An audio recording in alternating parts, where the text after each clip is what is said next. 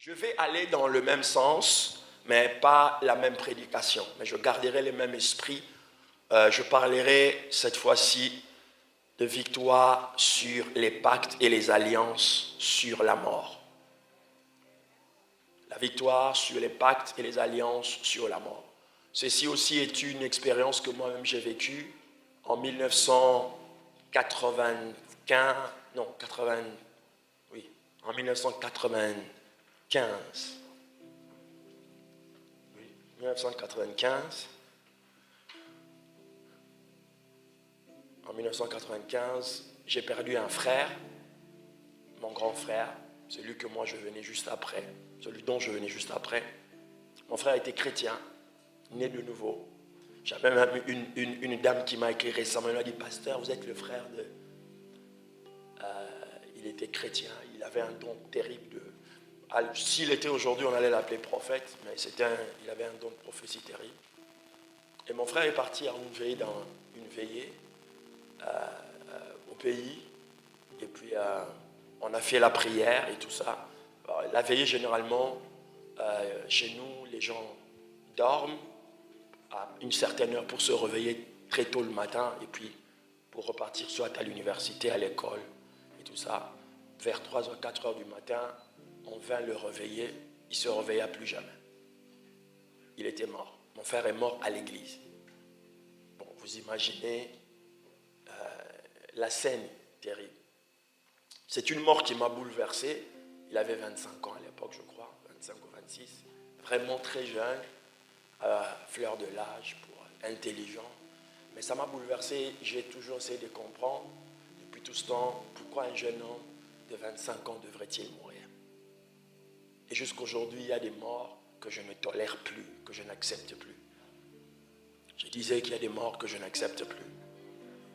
Ce n'est pas normal qu'une jeune fille de 23 ans meure. Et les chrétiens sont résignés aujourd'hui en disant la célèbre maxime, Dieu avait donné, Dieu a repris. Et pourtant Dieu veut qu'on vive longtemps et qu'on vive bien. Parce que vivre longtemps et ne vivant pas bien, c'est la misère. C'est la misère, pardon.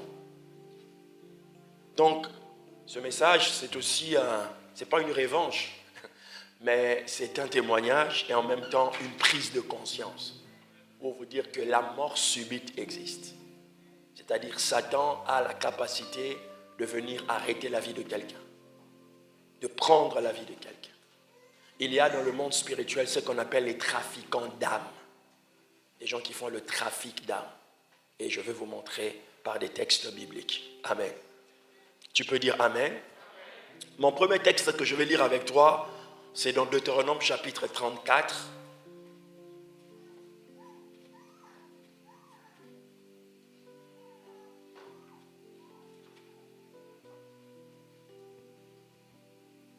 À partir du verset 5.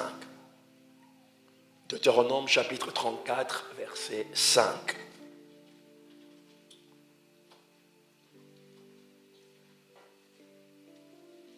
Crois en la guérison divine aussi. Crois que pendant que nous sommes en train de prêcher, Dieu peut te guérir. Moïse, serviteur de l'Éternel, mourut là, dans le pays de Moab. Là, dans le pays de Moab. Là, dans le pays de Moab. Il mourut là, dans le pays de Moab. Là, selon l'ordre de l'Éternel. Et l'Éternel l'enterra dans la vallée au pays de Moab. C'est extraordinaire que Dieu s'est substitué en fossoyeur.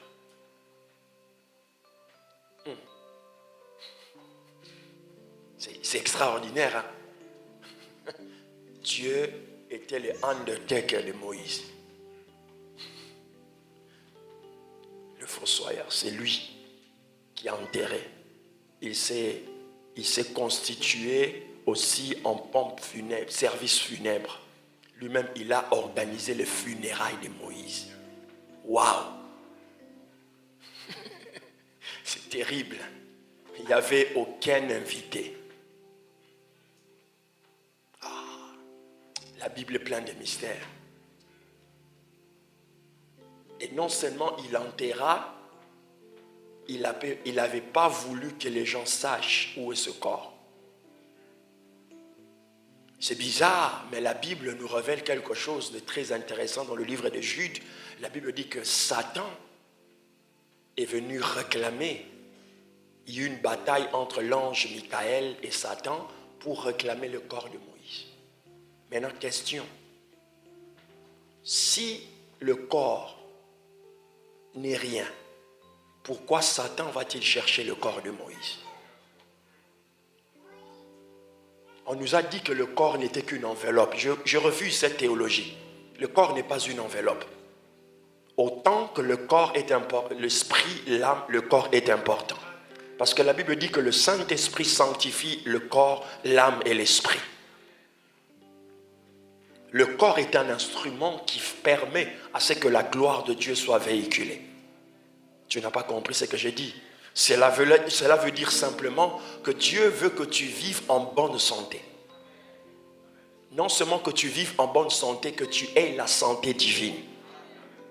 Je vais plus loin. Je crois en une vie sans maladie.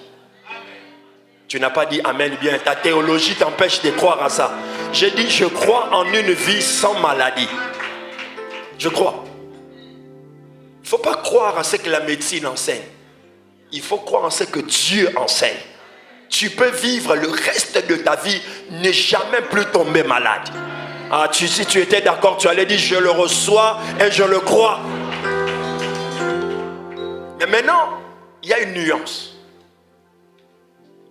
Tout le monde a droit à la guérison. Tout le monde. La Bible dit par les meurtrissures de Jésus, nous sommes guéris. Mais ce n'est pas tout le monde qui a la santé divine. Parce que pour y avoir cela, il faut être un homme d'alliance. Il faut que ton corps serve à quelque chose. Dieu ne peut pas te faire accéder à cette dimension-là juste pour les beaux yeux que tu as. Non, il faut que ton corps serve à quelque chose. Seigneur, ma prière ce matin, cet après-midi, c'est que mon corps serve à quelque chose. La Bible dit que Moïse mourut là, selon l'ordre de l'Éternel. Cela simplement veut dire aussi qu'il y a des gens qui meurent, pas selon l'ordre de Dieu.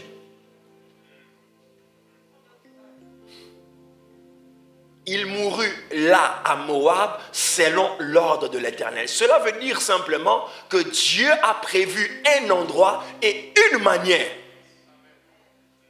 Si l'endroit n'est pas de Dieu, la manière n'est pas de Dieu, je ne dois pas mourir selon l'ordre des hommes. Je refuse de mourir selon l'ordre de Satan. Je refuse de mourir selon l'ordre des virus.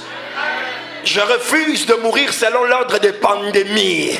Je refuse de mourir selon l'ordre de ceux qui gouvernent ce monde. Je veux mourir selon l'ordre de l'Éternel. Cela veut dire qu'il y a des choses, des causes endogènes ou exogènes qui peuvent causer une mort précoce ou une mort subite. Quelqu'un me dira, tous nous mourrons. Oui, tous nous mourrons. Mais je ne veux pas mourir selon les hommes. Je veux mourir après avoir accompli pleinement la volonté de Dieu. Je ne veux pas qu'on me prenne ma vie. Je ne veux pas rater les choses que Dieu m'a données. Dans le livre de Ésaïe, chapitre 28, verset 15. Ésaïe, chapitre 28, verset 15. Les versets que je donne en premier, comme ça, sont des versets introductifs pour poser les bases de ce que je vais expliquer. Ésaïe, chapitre 28, verset 15.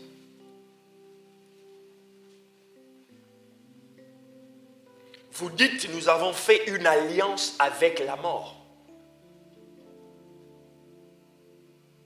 Nous avons fait un pacte avec le séjour des morts.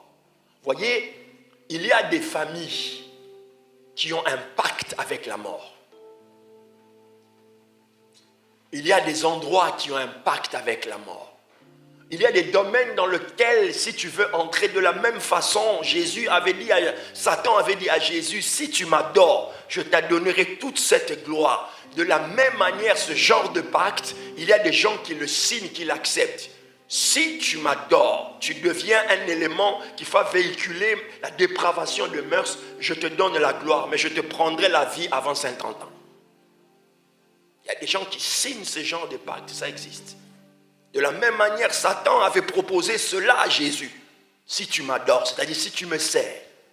Il y a des gens que vous voyez circuler, ils savent qu'ils dépasseront par 40 ans, 50 ans, à cause du pacte qui les lie. Il y a aussi des gens qui subissent parce qu'ils sont nés dans ces familles-là. Et lorsque je parle de la mort, je ne parle pas seulement de la mort physique, je parle de la mort du mariage, je parle de la mort des affaires, je parle de la mort dans tous ses sens. Tu commences une affaire, ça meurt avant. Ça n'atteint jamais le point culminant. C'est une année après, boum, tu fais faillite. Tu commences une formation, ça meurt toujours.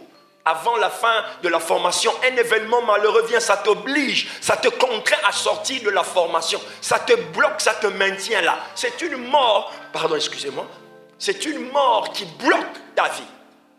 La Bible dit dans le même livre d'Ésaïe, vous pouvez lire, juste le chapitre 26, Ésaïe chapitre 26, verset 18.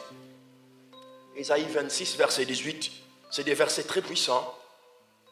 Nous avons conçu, nous avons éprouvé des douleurs, et quand nous enfantons, ce n'est que du vent.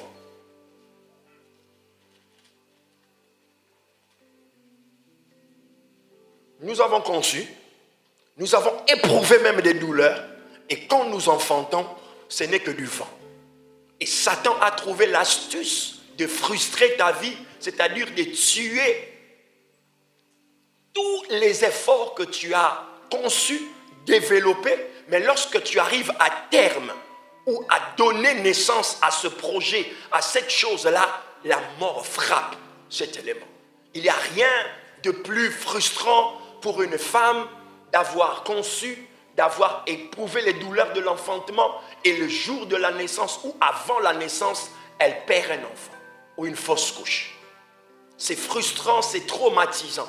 De la même manière, spirituellement, c'est frustrant d'avoir travaillé, d'avoir mis du temps dans le projet, de travailler, de chercher, et à la fin, tu accouches d'une souris. Pourquoi tu diras, pourquoi l'esprit de la mort de quelque chose rôde autour de toi ou est en toi?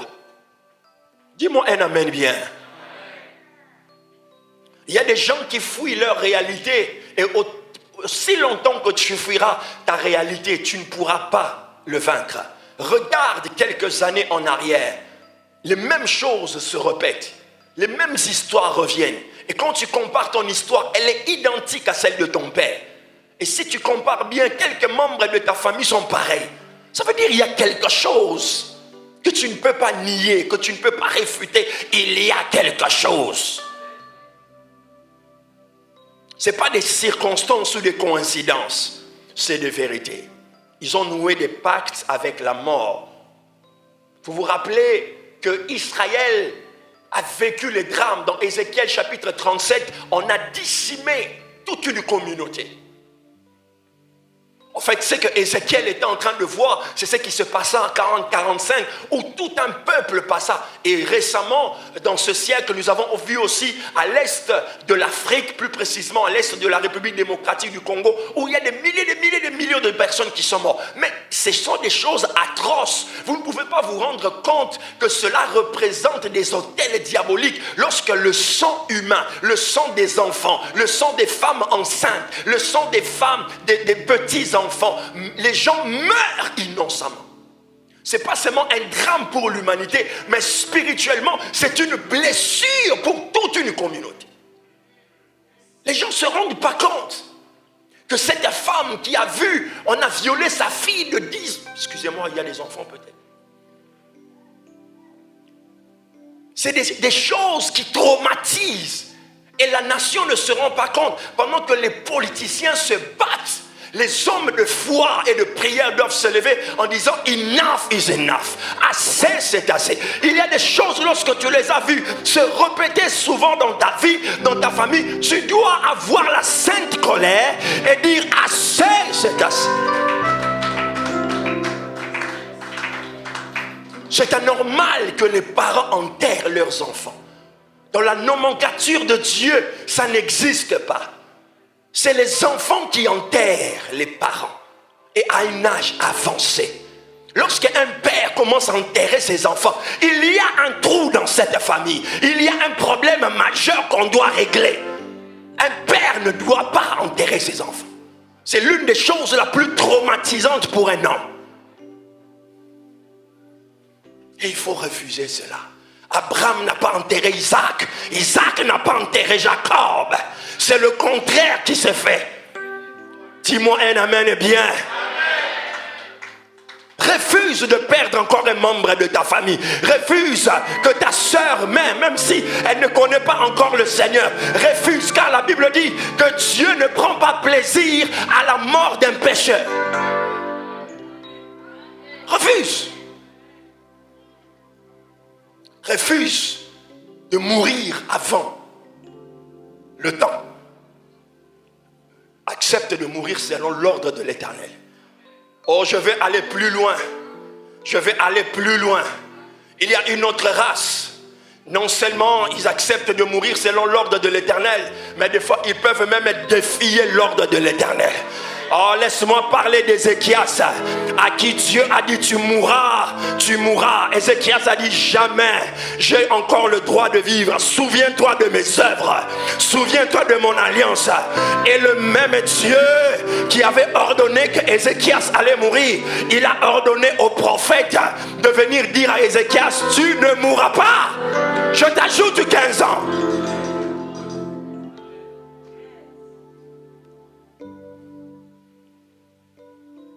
Selon l'ordre de l'Éternel à Moab. Cela veut dire que Jésus ne peut pas mourir dans la barque. Tu n'as pas compris ce que j'ai dit. Cela veut dire que si les conditions définies par ma mort, selon Dieu, n'arrivent pas, je ne mourrai pas. Tant que je n'ai pas vu les deux brigands, tant que je n'ai pas vu la croix, tant que je n'ai pas vu la couronne, tout ce qui vient ne m'effraie pas. Parce que ce n'est pas par cette mort que je mourrai. Tu ne m'as pas dit un amen phénoménal que je prêche. Je ne mourrai pas. Il ne m'a pas dit ça. C'est pourquoi je vous ai dit aujourd'hui, je vous ai parlé de ce truc avec le pasteur. Vous devez comprendre, c'est l'une des manières où Dieu vous bénit, il vous donne un homme de Dieu. Tu n'as pas dit, mais ton amen est faible, weak. Si tu veux voir combien Dieu t'aime, regarde le calibrage de ton pasteur. Regarde le calibrage de ton pasteur. Tu comprendras l'amour de Dieu. Parce que nous sommes tous serviteurs de Dieu, mais nous ne sommes pas tous men of God. Non, tu n'as pas compris ce que j'ai dit. J'ai dit, nous sommes tous des pasteurs, des prédicateurs. Mais pour atteindre le niveau, le level de men of God, c'est un esprit qui a grandi en autorité. Tu comprends pas? C'est pourquoi jeune homme refuse qu'on t'appelle man of God. Ok? On t'appelle serviteur, on t'appelle berger, on t'appelle servante de Dieu. Et man of God, ce n'est pas un titre. Ok? Ce n'est pas une fonction. C'est un état dans le monde spirituel. Dis-moi un amen bien. Tu acceptes. Le pasteur ne sait pas, tu commences à faire des lives. Tu mets ta caméra et tu commences à dire aux gens, je vais dire à quelqu'un, vous qui me suivez, ton pasteur n'en sait rien. Tu n'as pas été intronisé, tu n'as pas été oint. Et tu vois des commentaires là-bas, on te donne des commentaires. Woman of God, woman of God. Qu'est-ce que tu as fait pour devenir woman of God? Quel territoire tu as gagné? Quel démon tu as fait tomber? Quelle maladie tu as guéri? Quelle opération chirurgicale spirituelle? Comment? Dis-moi un amen bien. Que je prêche les choses. Qui t'a dit que tu es woman of God? Qu'est-ce que tu as fait pour mériter cette dimension-là dans le monde des esprits? Les démons disent, Paul, on le connaît. Ce n'est pas le Saint-Esprit qui témoigne, c'est les démons qui témoignent. On dit Jésus, on connaît, Paul, on connaît. Toi, qui es-tu? Calme tes ardeurs. Descends sur la terre. Prends le temps d'être formé. Ça prendra le temps que ça prendra. Mais laisse-toi être formé. Afin que tu deviennes une arme redoutable entre les mains du Seigneur. Dis-moi un amen.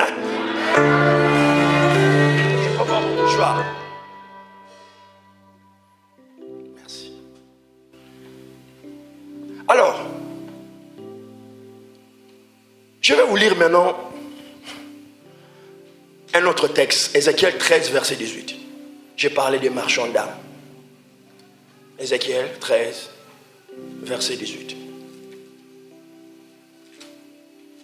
Après, je vais prêcher.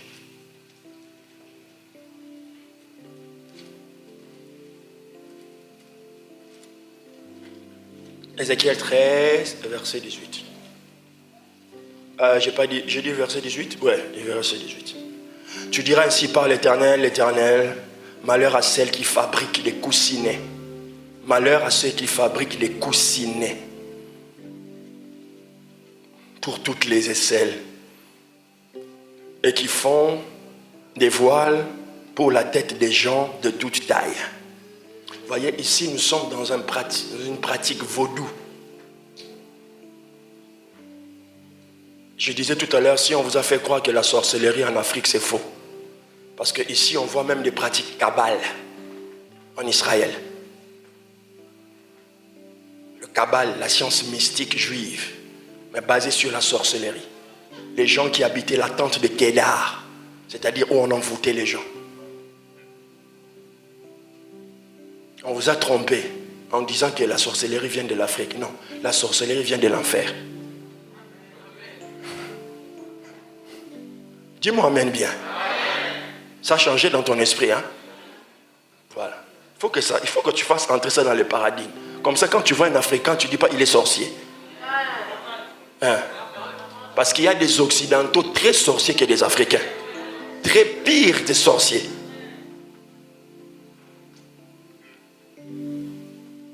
Afin de surprendre des âmes. De surprendre des âmes. Pensez-vous surprendre les âmes de mon peuple et conserver vos propres âmes? Verset 19. Vous me déshonorez auprès de mon peuple pour des poignées d'orge, des morceaux de pain, en tuant les âmes qui ne doivent pas mourir. En tuant les âmes qui ne doivent pas mourir. Et en faisant vivre des âmes qui ne doivent pas vivre. En tuant. Il y a des âmes qui sont à la merci de certains esprits qu'on peut les tuer facilement. Et je parlais du transfert. Il y a des gens qui ont été confrontés à cette réalité. Vous allez dans un quartier, vous voyez des gens qui sont... ils ont la réputation d'être des méchants, mais ils ne meurent jamais. Vous connaissez ce genre de personnes? Ouais. Je n'ai pas besoin de vous dire dans le coin de votre avenir là. Oui. Où vous habitez avant. Là, vous avez déménagé. Pas maintenant, là, avant. Il y avait quelqu'un là qui habitait là. Un méchant, mais il ne meurt jamais. Mais vous pleurez les bonnes personnes. Vous connaissez cette maxime célèbre. Pourquoi les gens bien meurent toujours avant? C'est pourquoi lorsque Pierre vient voir la vie de Dorcas, il dit, Dorcas ne doit pas mourir. Dorcas ne doit pas mourir. C'est le genre de personne qui doit être constamment là. Elle fait tellement du bien aux gens. Nous allons le ressusciter. Le ramener à la vie. Il y a des gens qui ne doivent pas mourir dans votre vie. Il y a des relations qu'il ne faut pas perdre. Il y a des personnes qu'il ne faut pas perdre dans la vie. Le jour où vous les perdez dans votre vie, cela ne veut pas dire que votre vie va être perdue. Non. Mais le puzzle de votre vie, selon la destinée de Dieu, sera chamboulé.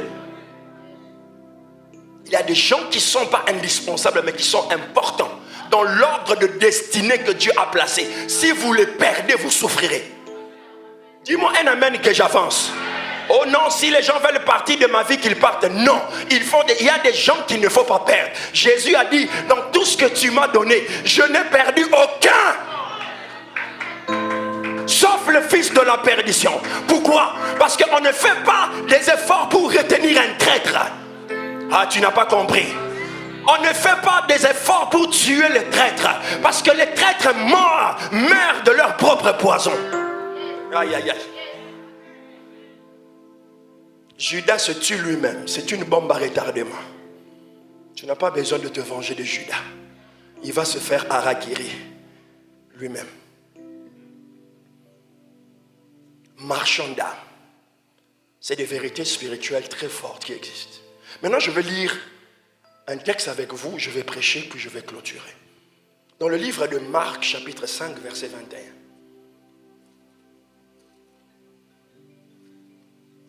Quelqu'un est béni ce matin?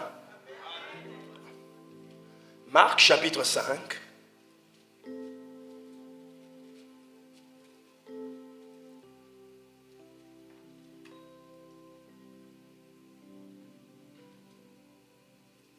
À partir du verset 21.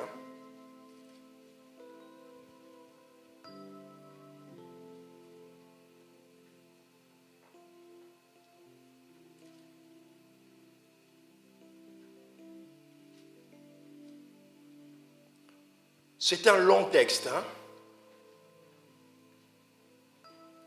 Je commencerai à partir du verset 25. Or, il y avait une femme atteinte d'une perte de sang depuis 12 ans. J'aimerais que vous souligniez depuis 12 ans.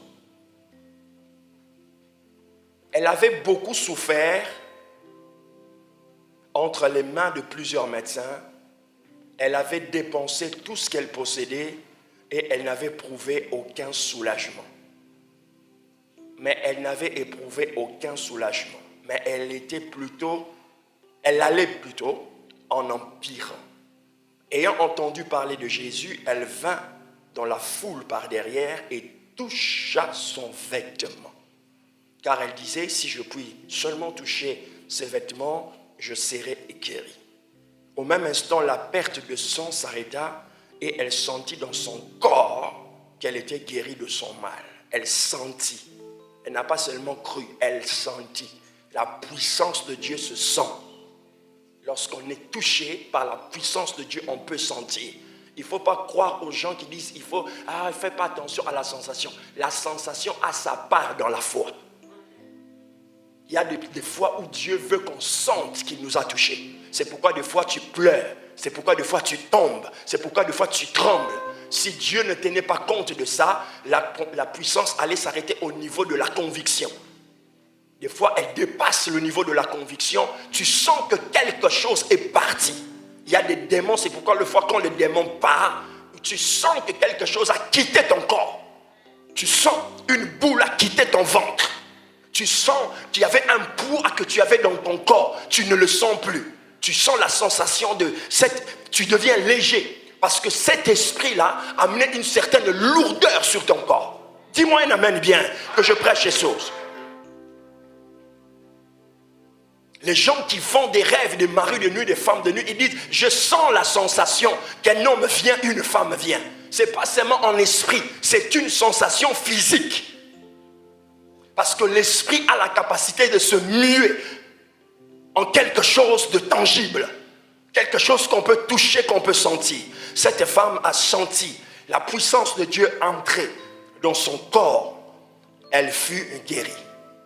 Jésus connut aussitôt en lui-même qu'une force était sortie. Vous voyez, l'homme de Dieu qui est porteur de l'onction, il sait qu'il peut prier pour diverses personnes, mais il y a des personnes, on sait pertinemment qu'ils ont reçu quelque chose. Tu n'as pas dit amen bien. Je peux même poser ma main sur 100 personnes. Chaque fois que je vais dans une église pour prêcher ou enseigner, il arrive toujours à une personne, à un moment où tu dis, Seigneur, tu m'avais envoyé ici pour cette personne. J'espère que ça sera toi. Oh, j'ai dit, j'espère que ça sera toi.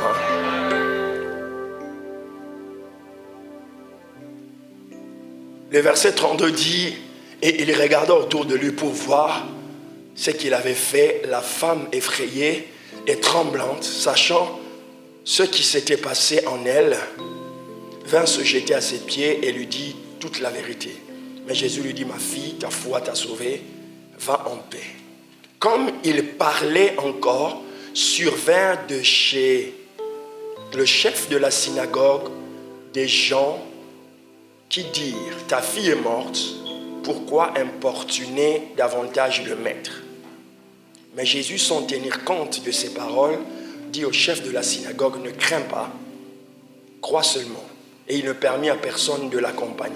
Si ce n'est Pierre, à Jacques et à Jean, frères de Jacques. Ils arrivèrent à la maison du chef de la synagogue où Jésus vit une foule bruyante et des gens qui pleuraient. Et poussant de grands cris, il entra et leur dit « Pourquoi faites-vous du bruit? Pourquoi faites-vous du bruit? Pourquoi pleurez-vous? L'enfant n'est pas morte, mais elle dort. » Et ils se moquèrent de lui. Alors, ayant fait sortir tout le monde, il prit avec lui le père et la mère de l'enfant et ceux qui l'avaient accompagné. Il entra là où était l'enfant. Il la saisit par la main et lui dit Talita Koumi, qui signifie jeune fille, lève-toi. Aussitôt la jeune fille se leva et se mit à marcher, car elle avait 12 ans. Car elle avait 12 ans. Car elle avait 12 ans. Et Jésus, avant d'entrer chez la femme, dans la ville où la femme à la perte de sang allait le rencontrer, était déjà conscient de quelque chose. Cette femme qui l'approcha avait souffert pendant 12 ans. Dans la numérologie, cette science que certains affectionnent, mais qui est une vérité biblique, 12 n'est pas rien. Symboliquement, ça représente le gouvernement, l'autorité, l'étape d'une certaine stabilité, la force, la tranquillité. C'est la raison pour laquelle chaque fois qu'il y avait un chef, il s'entourait soit de 12, soit de 40, soit de 70. Mais on commençait par 12. Les 12 tribus, les 12 apôtres, ce n'est pas anodin. Et cette femme avait fait 12 ans, qui devait constituer les 12 années majeures de sa vie pour être une femme stable, mais elle a dépensé tout ce qu'elle avait pour se soigner. Vous voyez, Satan ou une maladie ou un problème peut ronger votre vie pendant 12 ans. Et vous savez, vous qui vivez dans le monde moderne aujourd'hui, que 12 années de galère peuvent être comme 12 années en enfer. Où vous voyez les gens vous rejeter, où vous voyez les gens vous abandonner, parce que vous n'arrivez pas à atteindre un niveau dans la société. Vous avez l'impression que tous vos efforts que vous faites, ça ne sert à rien. Et c'est la condition de cette femme. Parce que cette femme, en réalité, qui perdait le sang, était exclue. Ce perte de sang n'était pas momentané, il n'était pas... Voilà. Mais elle était quelque chose de quotidien. Elle le vivait dans sa chair, dans son corps, tous les jours. Et il y a des gens qui vivent des situations comme ça. Elle rit ici à l'église, elle rit là, elle rit. Mais lorsqu'elle rentre chez elle, elle retrouve la situation de cette femme. Personne ne l'appelle. Exclue de tout le monde. Elle a l'impression d'avoir échoué. Il y a des échecs qui frustrent tellement notre âme que nous avons l'impression que nous ne servons plus à rien. Et lorsque nous commençons à avoir ce ressenti, c'est là où l'esprit de suicide peut venir. Je parlais à ma femme et je lui disais, l'un des pires dangers qui guettent notre jeunesse aujourd'hui, c'est l'homosexualité. Parce que beaucoup de jeunes sont confrontés à cette réalité, que ce soit au collège, au lycée et tout ça là. Et c'est un grand danger, même pour les chrétiens. Beaucoup de nos enfants, beaucoup de nos jeunes filles, nos jeunes garçons, d'une manière ou d'une autre, ont été confrontés à ça. Quelqu'un va leur ramener un esprit. Nous étions en Suisse il y a quelques années.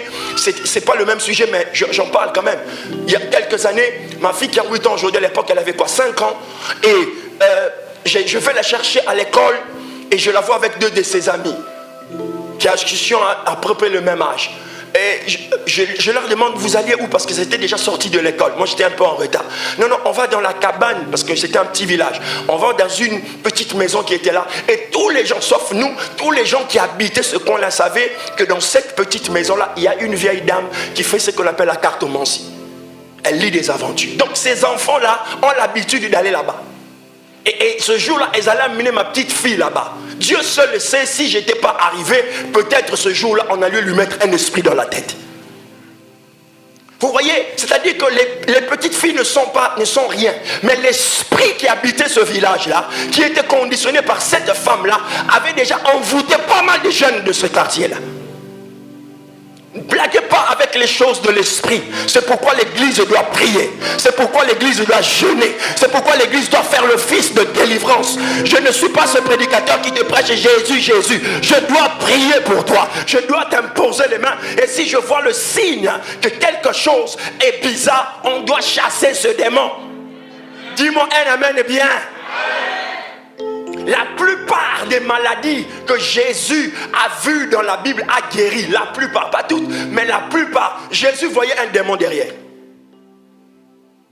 On nous parlait de l'épilepsie, il disait c'est un démon. On lui a amené un aveugle, il a chassé le démon. En fait, en chassant les démons, il guérit directement la personne. Lorsque une maladie est d'origine démoniaque, elle ne peut pas être guérie par une cure de médecine. Il faut chasser le démon.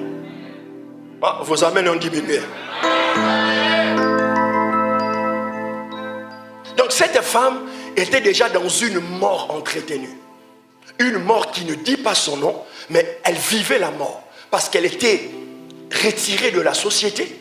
Elle voyait le son, elle ne pouvait pas entrer en contact. C'est pourquoi l'une des raisons de son attitude, elle vient en se cachant. Parce qu'elle ne voulait pas que les gens sachent. Certainement dans le voisinage, les gens plus ou moins savaient qu'elle avait ce problème. Ou elle en a parlé à ses cousines, à ses voisines. Mais les gens savaient qu'elle ne peut pas sortir. Donc ce jour-là, quand elle est sortie, c'était vraiment avec un défi. Gloire à Dieu lorsqu'elle touche Jésus. Jésus sent la puissance. Ce qui est amusant, intéressant dans ce texte, c'est que Jésus dans cette vie-là était de passage. Son objectif était d'aller prier pour la fille de Jairus. Or, la fille de Jairus va déjà connaître, pendant qu'il est dans la ville, on vint lui dire que la fille de Jairus est morte. Quand la fille de Jairus meurt, en réalité, Jésus ne peut plus exercer son ministère de prêtre. Parce qu'il est interdit aux prêtres d'entrer dans une maison où il y a un cadavre.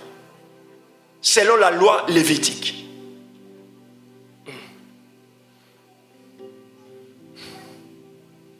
J'aime le suspense dans la salle. C'est comme 24 heures chrono.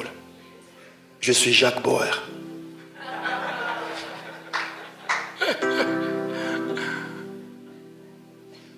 Il y a une suspense, c'est-à-dire Jésus est en phase d'aller dans la maison de la fille de Jairus pour la guérir. Et là-bas,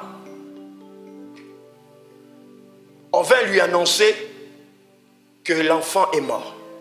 Donc, il y a une sorte d'interdiction de la loi mosaïque qui l'empêche d'accéder dans cette maison.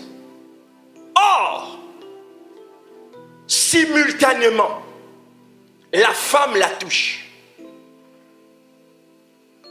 La femme qui a le perte de sang, toujours selon la loi, ne doit pas sortir. J'aime quand l'évangile devient une sorte de mathématique. La femme qui ne doit pas sortir et Jésus qui ne doit pas entrer. Mais simultanément, l'erreur de la femme de venir toucher Jésus devient une opportunité pour Jésus.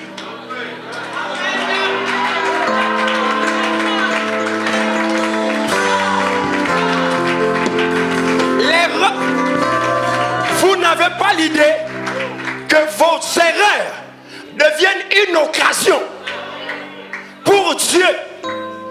Tu n'as pas compris. Je ne te pousse pas à les erreurs. Mais lorsque tu as commis une erreur, sache que derrière ça, il y a une volonté.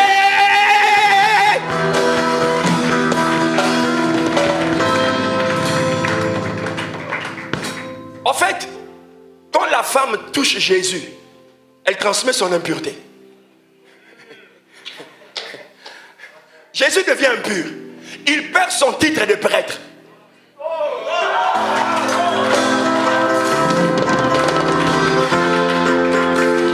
Il perd son titre. Et cela lui octroie le droit légal d'aller dans la maison de la fille de Jairus. Dans la loi de la destinée, rien ne se perd, rien ne se gagne. Tout se construit. Ce qui est une faute pour toi devient un bénéfice pour moi. Ce qui est une faiblesse pour toi devient une force pour moi.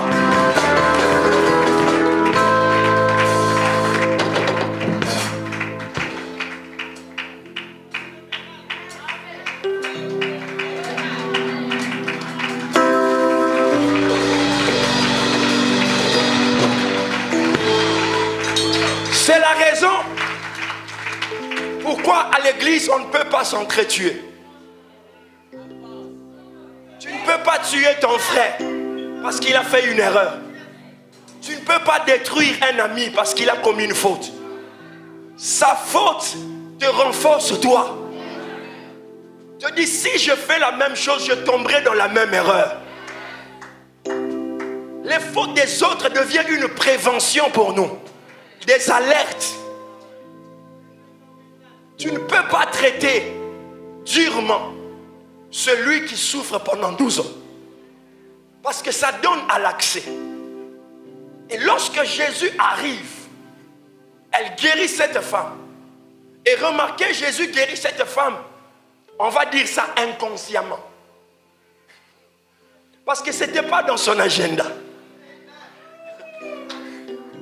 Cette femme était victime de la grâce de Dieu. Oh, lorsque tu es victime de la grâce de Dieu, c'est-à-dire c'est des choses qui tombent.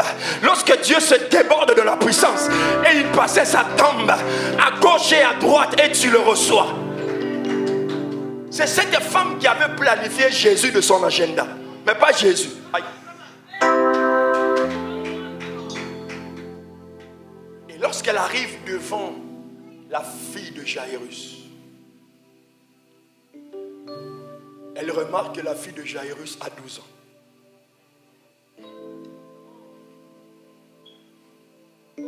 Elle remarque que la fille de Jairus a 12 ans.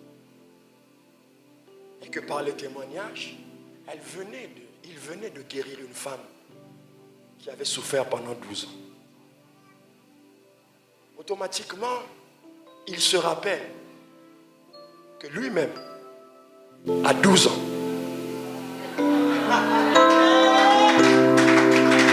il prêchait déjà. Tu n'as pas compris. Il a compris que cette fille ne peut pas mourir.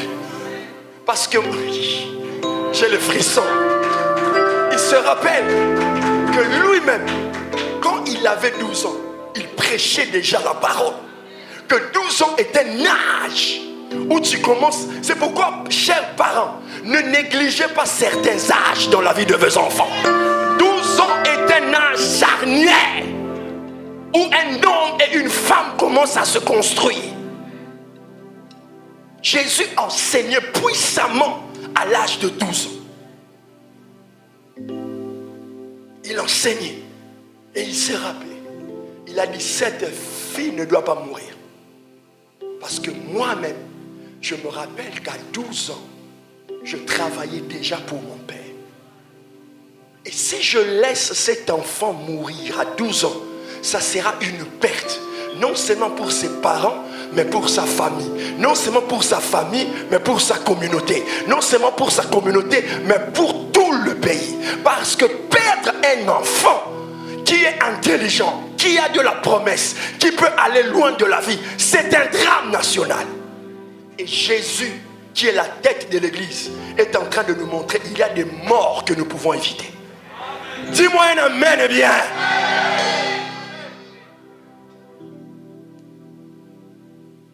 Je suis révolté de voir des gens mourir avant. Jeune fille de 30 ans, jeune garçon de 28 ans mort du cancer. C'est quoi cette histoire? Et peut-être la personne a fréquenté l'église. Et l'église n'a pas su détecter que le jeune homme avait le cancer. Je refuse cette église-là. Je ne veux pas une église qui est dans l'euphorie, qui est dans l'effervescence. Je veux une église efficace, qui détecte les problèmes susceptibles de tirer, de prendre les vies des gens. L'église qui détecte, quand je dis prophétique, prophétique. Je ne veux pas une église où les gens viennent avec les démons, rentrent avec les démons. Les gens viennent avec les maladies, rentrent avec les maladies. La Bible dit que la puissance de Dieu était tellement dans l'église, les gens commençaient à les craindre.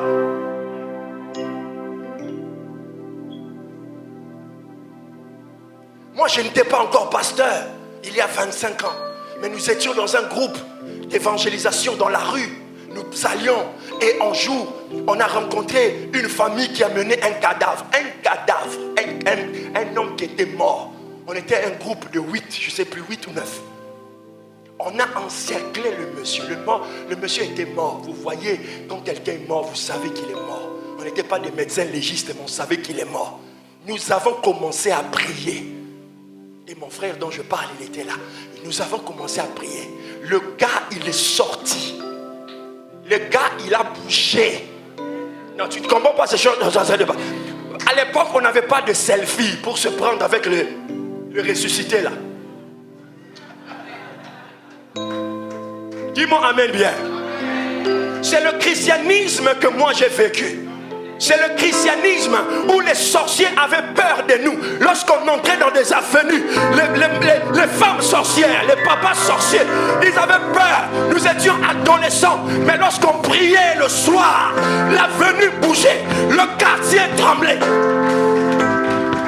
C'est pas l'évangile que moi j'ai connu des 3 pièces, des costards, des selfies. Moi j'ai connu l'évangile de la puissance, l'évangile de la guérison. Tu avais un kyste, un goitre, je t'imposais les mains, le sang s'arrêtait. C'est l'évangile auquel j'ai cru.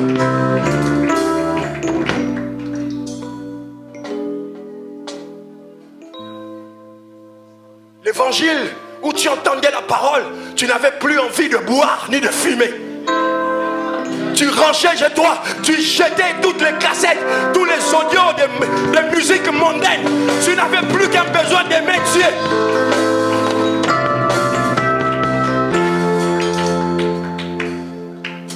L'évangile que j'ai connu, quand je priais moins pour mes problèmes et beaucoup pour les autres.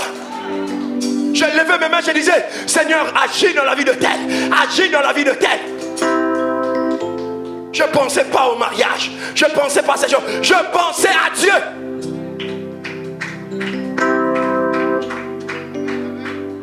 Où sont les jeunes de cette église qui vont être remplis du Saint-Esprit et qui vont propager l'évangile dans les universités? Où sont les jeunes? Jésus était révolté. Il a dit, cette fille ne mourra pas. Elle ne mourra pas. Je te dis que tu ne mourras pas avant ton temps. Je dis que tu ne mourras pas avant ton temps. Je déclare que tu ne mourras pas avant ton temps. Peu importe les pactes qui ont été faits dans ta famille, les alliances de la mort. Ton mariage ne mourra pas. Ta santé ne mourra pas. Ton business ne mourra pas. Dis-moi un amen, bien que j'avance. Je déclare ces choses. Je libère cette parole. Et je chasse en même temps l'esprit de la mort subite. Que la mort qui a frappé dans ta famille ne te frappe pas. Tu échappes à la mort subite. Oh, pendant que je le dis, la puissance de Dieu va se saisir de toi. La puissance de Dieu. La puissance de Dieu. La puissance de Dieu. La puissance de Dieu. La puissance de Dieu. La puissance de Dieu. La puissance de Dieu. Toi qui as souffert pendant 12 ans, plus de 12 ans, des relations qui se brisent, qui meurent tout le temps, des affaires qui ne marchent pas. Maintenant, toi qui as souffert d'une maladie plus de 12 ans, je libère cette puissance, cette parole en toi. Dans le nom de Jésus. Dans le nom de Jésus. Dans le nom de Jésus. Dans le nom de Jésus. Je ne fais plus trop des appels à l'autel parce que j'estime que celui qui a reçu ce parole et se sent concerné, il vient devant l'autel. Et si j'appelle, j'appelle. Mais si j'appelle pas, laisse-toi être imbibé de la puissance.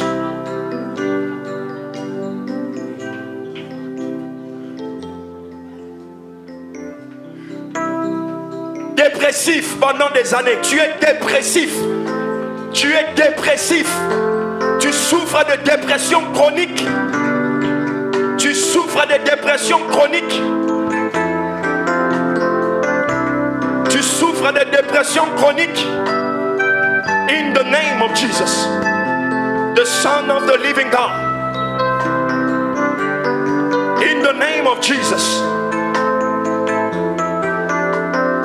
Que la puissance de Dieu, que la présence de Dieu devienne réelle.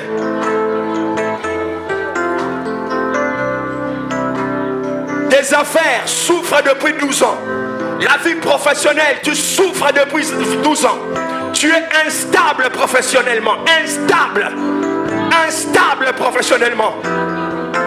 Tout ce que tu conçois meurt. Ça n'arrive jamais à terme. Tes projets n'arrivent jamais au bout. Que Dieu te libère. Que les 12 ans de souffrance te lâchent. Que les 12 ans de sacrifice te lâchent. Ouch! Ouch! Instable émotionnellement. Instable émotionnellement. Tu changes de partenaire chaque 6 mois. Chaque 8 mois. Et cela t'a donné le goût à commencer à avoir des désirs qui amène la mort, qui amène la mort. In the name of Jesus.